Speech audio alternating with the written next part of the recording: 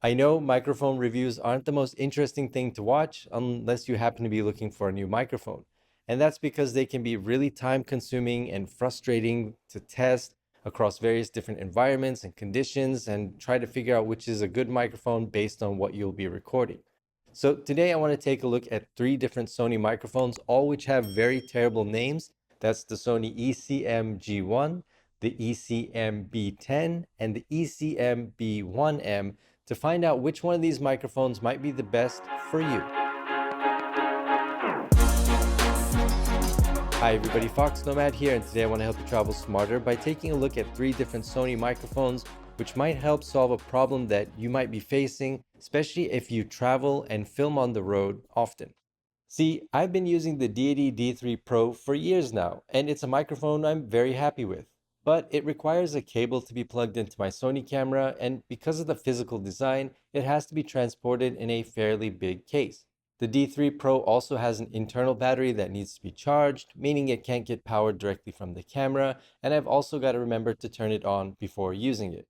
In a video like this one, for example, where I'm indoors and talking directly to the camera, I have my microphone on a Samsung MK10, which is underhung here, so I can get the microphone as close as possible to my mouth without it being in the shot. But like any camera that you plug into a camera with an audio cable, you've got to be sure that it's completely plugged in. Which sounds stupid, but on a few occasions, usually when I'm filming travel content, the cable wasn't completely secured and I lost all the audio. Nothing but silence. Not to mention, when I'm using the Deity D3 Pro, I've got to travel with this microphone stand, which isn't the lightest or smallest thing to carry. And the reason I go through all this trouble to have this microphone stand and to keep this microphone here is because the closer the microphone is to my mouth, the better the audio in my videos will sound. But these three Sony microphones might help solve some of these problems that you also might be facing if you happen to be in the same situation. And that situation makes three assumptions. First, we have to assume that you're a Sony camera user, since two of these three microphones will only work on Sony cameras. The second assumption is you're looking for a microphone you don't have to plug in with an audio cable. And the third assumption is you're looking for a portable microphone you can use in a variety of situations. And these microphones also solve a couple of different problems as well. Yes, they are small, and they do plug in directly into the hot shoe of many Sony cameras, don't need to be charged, and have audio settings built onto the device itself. But do they sound good, right? That's the main question that we're going to have to look at with these three microphones. Is it worth one of these Sony microphones? Is it worth it getting it over, like a microphone stand, or just even getting a larger microphone like the Deity D3 Pro? And the answer is really yes, no, it depends, and how much are you willing to spend? Let's clear up some of the differences between these three microphones first. The ECM-G1 is the least expensive, the B10 is $100 more, and the B1M is $100 more than that. The B10 and the B1M are very similar, but we'll start with the G1, which is the budget entry into this lineup. Physically, this microphone is tiny and there's really not a lot to it. It's a shotgun microphone, meaning it picks up sounds from the front and a little to the back, rejecting noise from the sides.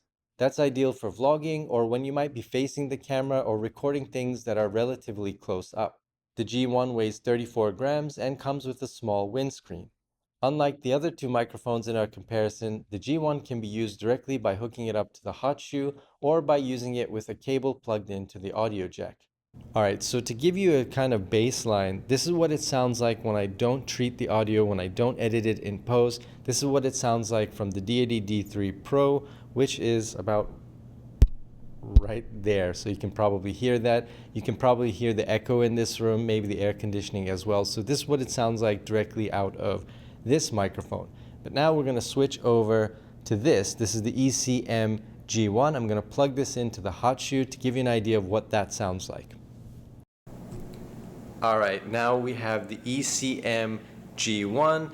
You can probably hear a lot of that echo. You can probably hear the air conditioning, and you might be noticing that it gives you a little bit of a tinny sound. But this is what it sounds like when it's plugged in directly into the hot shoe. And I also want to give you an idea of when I plug this in using the audio cable that it comes with. I'm going to give you an idea of what that sounds like as well.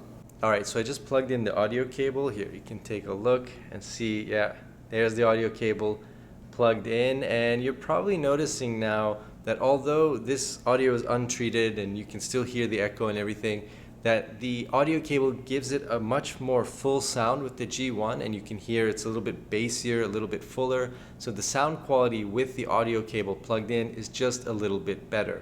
But here's what it sounds like outdoors to give you some more compare and contrast. All right, so we got the microphone on there. This is the G1 ECM-G1 microphone, and as I'm walking, it is bouncing around a little bit, but not quite as noticeable as the other microphones, and that has a lot to do with the fact that this microphone is a lot smaller, so it's sitting on top of the camera, although there is a noticeable bounce to it. And I feel like, I don't know if I just never noticed how much my other microphone bounced or didn't, but this one I seem to notice it.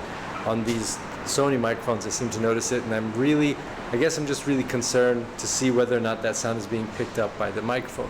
A couple of things I do like about using this kind of hot shoe microphone is that, one, I don't have to worry about my cell phone causing interference. So a lot of times I put my cell phone in airplane mode when I'm using it, because I don't want the microphone to pick up kind of a static that's like a bzz, bzz, bzz, bzz kind of static that it tends to pick up.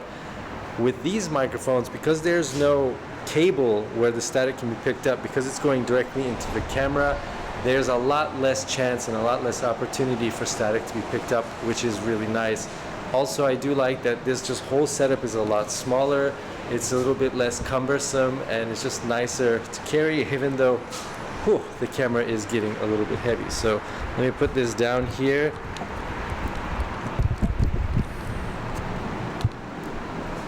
So there you go, you can kind of get an idea of what these microphones sound like outside. There's traffic to me on this side of the camera, so you might be able to hear that. We'll see how much this is rejecting. There are no options on the G1. There are no settings for, direction, what kind of microphone settings you want, nothing about volume, nothing like that. This is pretty plug and play, not like the other microphones, but it is a lot smaller and it is a lot cheaper. But we'll have to see when I go back and listen to all this audio if the sound is actually any good and if this microphone is actually worth getting. And no, that gimbal sound isn't too distracting. It's not something that really overpowers the audio or is going to ruin your audio. But now with this G1, I want to give you an idea of how flexible the audio is. So I'm going to process it now. So now I've run through basically what I would do for a video that's indoors, especially in echoey conditions. Try to remove some of that echo, compress it a little bit to give you an idea of what it sounds like. Now, this is how I would probably shoot and film with this video, like this audio. This is how I would use this audio if I was just making a standard video. To me, this microphone is decent. It sounds better than the microphone that's built into the camera, especially if you've got it plugged in with the audio cable. But when you have it plugged in with the audio cable, you are removing one of the advantages of just plugging into the hot shoe. One, you have to make sure that the cable is plugged in properly so that it's actually getting audio from there. And two, when you have a cable, your phone, sometimes when it's close by and it's not in airplane mode, will pick up some static. The microphone will actually pick up some static, so you get some interference and it will sound like or whatever. So that's something else to consider. But if you are looking for something that's really small and something that has a decent price, it's got a pretty budget price, then this microphone will be a better improvement than the actual microphone that's in the camera. But if you have the budget and you can swing it, I think you should really take a look at the ECM-B10 because it is just a much better microphone and it's going to give you a lot more flexibility. It's going to give you better audio. So let's see what that sounds like. The B10 is the smaller version of the B1M, and for the most part, the design is nearly the same. It has different pickup patterns you can choose from on the back, digital or analog modes, as well as different sound level configurations, including a noise cancelling and low-cut filters. Inside the box, the ECM-B10 comes with a windscreen and a small carrying couch. Unlike the G1, the B10 can only be plugged in using the hot shoe of the camera. All three of these microphones, including the B10, are powered by the camera itself, so there's nothing to charge. You might be wondering if this has a significant impact on battery life, and in my test, the answer was no. I estimate when I was using these microphones, it used about 5% more battery than it would have otherwise. And here's what the ECM-B10 sounds like in a room untreated, not sound treated at all. That's very echoey, and it's about this far away from me, and it does a pretty good job in the shotgun mode of picking up my voice and rejecting sounds that might be off to the side. And here's what it sounds like from this microphone when I do a little bit of post-processing on it, when I do a little bit of editing, to give you an idea of what this 72-gram microphone is capable of and how flexible the audio is that you get from the microphone. And now let's go outdoors and so you can hear what it sounds like there. You can hear there's some background noise, some cars going by, a lot of traffic, so we'll give you an idea, sort of give you an idea what that sounds like with this microphone. As I'm walking, it's bouncing, not bouncing too much. I'm holding kind of the bottom of the base of the camera on the tripod, but like if I try to extend this out here, so holding the camera this low is going to add a little bit more shake. But like I said, I want to see and if I can hear the gimbal sound, and that's what it's like walking. But I'm just kind of giving you an idea, walking outside, seeing how much is a big bus there making a lot of noise, see how much rejection there is off axis. So there you go. And it turns out that the ECM-B10 does have a tendency to pick up its own gimbal noises, which you might have heard when I was outdoors. It also has a tendency to pick up any kind of straps hitting the camera or anything like that. So if you're going to be using this microphone, you really have to adjust how you use it to kind of reduce those gimbal sounds. And one way is to just use the windscreen on it all the time, indoors or outdoors, and that seems to buffer the sound of that gimbal. I've also noticed that compared to the B1M, which we're going to take a look at in a second, that this microphone tends to have a slightly higher pitch. So if you've got a lower or bassier voice, it's not going to give you that full sound, not like the B1M, but the sound quality from this microphone is still really good. For vlogging, the gimbal sounds are a little work to manage, but it's not going to ruin your audio if you use the windscreen. And if you don't bounce around too much and make sure that the loose straps are all secured, then you probably won't have too many issues. All right, so now let's switch from the ECM-B10, which is the audio that you're listening to now, over to the ECM-B1. Now, the most expensive product isn't always the best product, but in this case, the Ecm B1 really shines. All right, so right now I have switched over from the ECM B10, and what you're listening to now is the audio from the Ecm B1M, not treated. So this audio is not treated. This is straight out of the microphone. To make this part a little bit easier to listen to, let me treat this sound. So there you go. There's a little bit of post-processing done on it, and now we can talk about this microphone. So instead of the 4 microphone capsules like the B10, the B1M has 8, and although it has double the capsules, it isn't physically much bigger than the B10. It's a little heavier at 77 grams, and from the outside, it does look a lot like the B10. You've got the same directional settings on the back, the same audio levels, and a switch between digital and analog. In case you were wondering, this is how I have these microphones set up. I use the digital recording settings, front-facing audio, at 10 decibels, and without using noise canceling or the low cut filter. All right, so we're back to just raw audio that's not processed any, but to give you an idea of what those two settings are like, let me show you. So I'm gonna go around to the back and switch on the noise canceling filter. So right now, this is the noise canceling filter. There's not a lot of noise in this room. There is echo, so to give you an idea of what that sounds like. Now let's go to the low cut filter to give you an idea of what that sounds like. And now I'm using the low cut filter to give you an idea of what that sounds like. So these are kind of the differences that you can get. You might want to use some of those modes depending on the conditions that you're filming. I'm going to switch it back now to using neither of those. So now we're just in the regular mode. There's no noise canceling or low cut filter being applied. All right, I'm outdoors, but it's raining, so I'm under a roof right now. But I wanted to give you an idea of what this microphone, all 8 capsules of it, sounds like when you're walking outside. And you know, this is a little bit echoey. You know, it's not like I'm outdoors. There are still walls around me. And when I'm vlogging, and probably when you're vlogging, you're not gonna walk, you know, much more quickly than this. Like I'm trying to walk, you know, I wouldn't be running and vlogging. I think this is probably the max speed.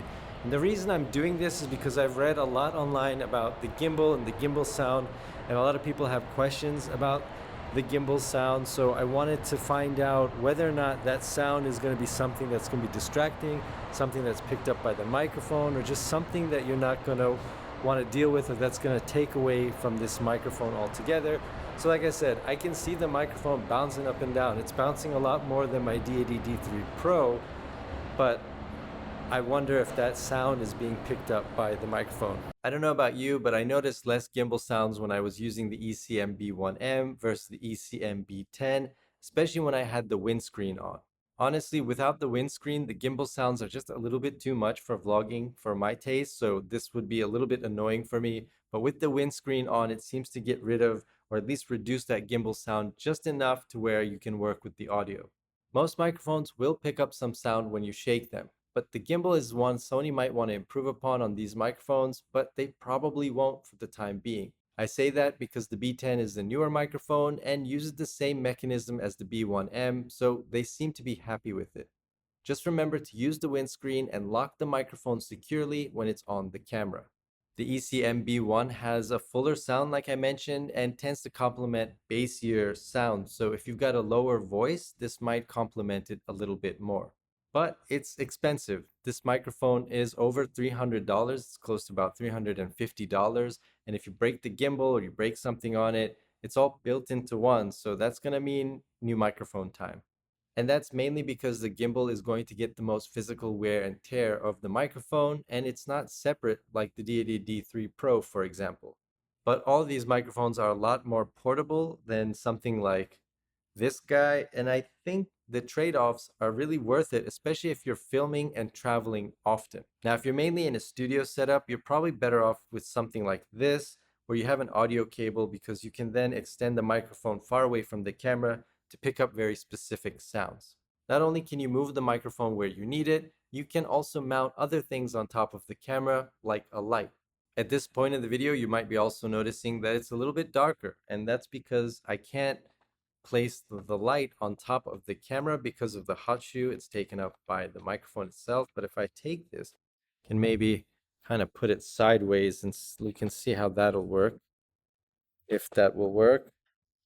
And but it kind of works. I don't know. It just kind of works. But anyway, that's with the light on. Let me remove the light and get an idea of kind of what it's like. So the lighting conditions here are pretty good. There's a window behind me. But if you use kind of this portable lighting setup, then this microphone having to use the hot shoe and not being able to use it on a stand like this is going to make your videos a little bit darker, or at least you're going to just have to light them differently. And speaking of light, it would have been great if Sony would have included a little indicator light on the microphone itself so that you could tell that it's plugged in and working. But for now, you'll just have to do a little audio test every time and make sure that your levels are popping up on the screen, because otherwise you don't really know if the microphone is actually plugged in securely and the camera is picking up audio from the microphone itself. In short, all three of these microphones are going to be better than the audio that's coming straight out of the camera. So if you've got a Sony camera right now and you're filming just with the microphone of the camera and you want to improve the audio, all three of these microphones are going to give you better audio than you would get otherwise. The G1 is the most versatile because you can plug it into the hot shoe or you can plug it in with an audio cable, but the sound isn't the fullest, it's not the best, it doesn't reject all of the sound on the side quite as well as the other two microphones, but it is a very small and very good budget option. Now, the B10 gives you better sound quality. It is $100 more, and it's got a gimbal that's a little bit finicky, so you're going to really have to work with the microphone in the beginning to figure out how to use it best for the things that you're going to be filming. And if you're going to be filming outdoors a lot, you're going to be vlogging or moving around a lot, you're definitely going to want to use the windscreen on it pretty much all the time to kind of reduce that gimbal sound. Now, the B1M is $100 more from there. It gives you double the capsules, and in my tests, I've noticed that gives you a little bit of a bassier sound, a little bit of a fuller sound, and it also tends to do a little bit better at rejecting the gimbal sounds of the microphones. But the B1M is expensive. So if you've got the budget for it, if you can get any of these three microphones and you have the budget, the ECM B1M is the one to go with, I think. But the B10 is a solid option. It's smaller, it's got a better price. So that one is also a very good middle ground between all three of these microphones. And the G1 I see as more of a beginner microphone. It's very versatile and it can do a lot, but it's the kind of microphone that you're probably going to grow out of eventually, but it's a good one to get started with. That's my review of these three Sony microphones, the ECM-G1, the ECM-B10, and the ECM-B1M, all with really terrible names. So if we're just reviewing the names of these microphones, terrible. Sony, just give them cool names that we can remember. That's my review of these three microphones. Let me know what you thought down in the comments below, what you thought about the audio. And while you're down there, hit the like and subscribe buttons. I'll have new videos for you every week, and I'll see you in the next video.